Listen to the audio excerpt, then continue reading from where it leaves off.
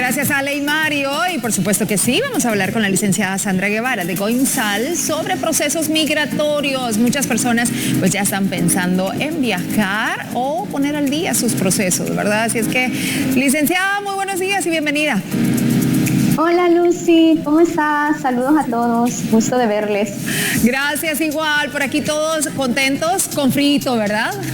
Sí, el clima amaneció medio interesante ahora realmente. Bastante, pero bueno, es bonito, pero no para estar trabajando, ¿verdad? ¿Verdad?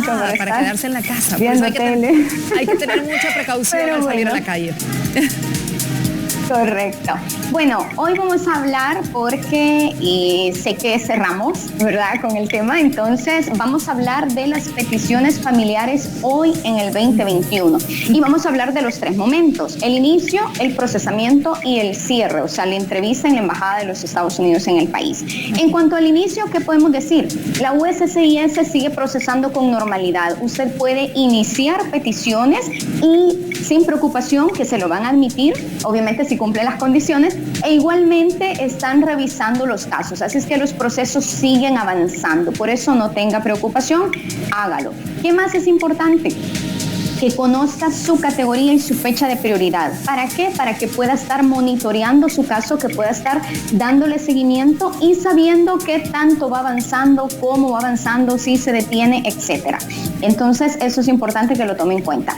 Igualmente, para el inicio es importante actualizar los datos del contacto, tanto de beneficiario como de peticionario. Es decir, teléfono, correo electrónico, dirección, si la vamos a cambiar, si el correo que hemos dado casi no lo usamos, no lo revisamos, etcétera.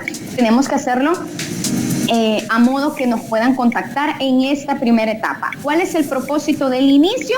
Lograr la aprobación del caso. Ya con la aprobación pasamos a la siguiente etapa, que sería el procesamiento. El procesamiento ya no lo ve la USCIS, sino que lo ve el NVC, el Centro Nacional de Visas.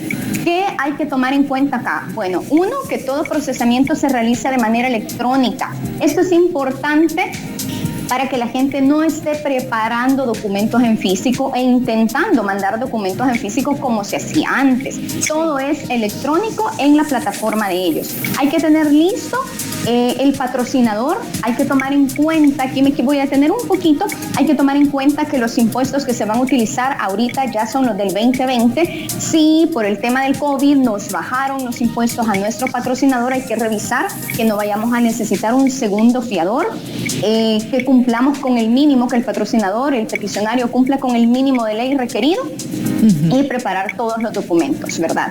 Hay que recordar que los documentos deben estar vigentes y deben ser originales. Y ahí reiteramos, no enviar ningún documento físico o en original al NVC, excepto que así lo estén procesando. Hay casos que vienen traspapelados, que los están manejando con el viejo esquema, pero esas son excepciones, ¿verdad? No es la norma general. Y finalmente tenemos la entrevista, que sería la etapa final de un proceso de petición familiar. ¿Qué hay que tomar en cuenta en cuanto a este momento? Uno, que la embajada está dando prioridad a los casos de residencia, por eso nosotros también estamos insistiendo, dándoles tips y recomendaciones a los futuros residentes, porque es el grueso que está procesando la embajada ahorita.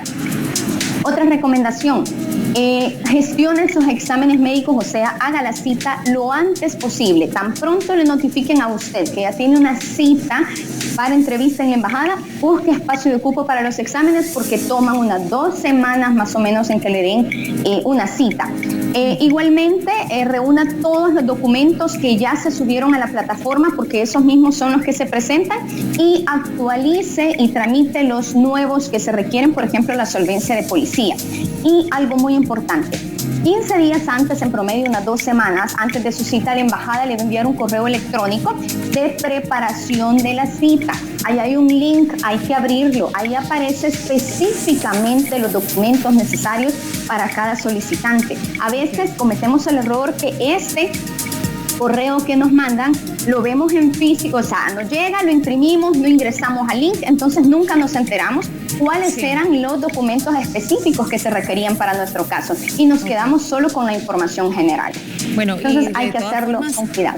Correcto, y de todas formas igual les dejamos aquí sus números de contacto para que puedan comunicarse con Comisal. Cualquier duda que tengan están para ayudarles. Licenciada, muchísimas gracias, la dejo porque es el tiempo que tenemos y ya nos vamos. Chévere. Chicos.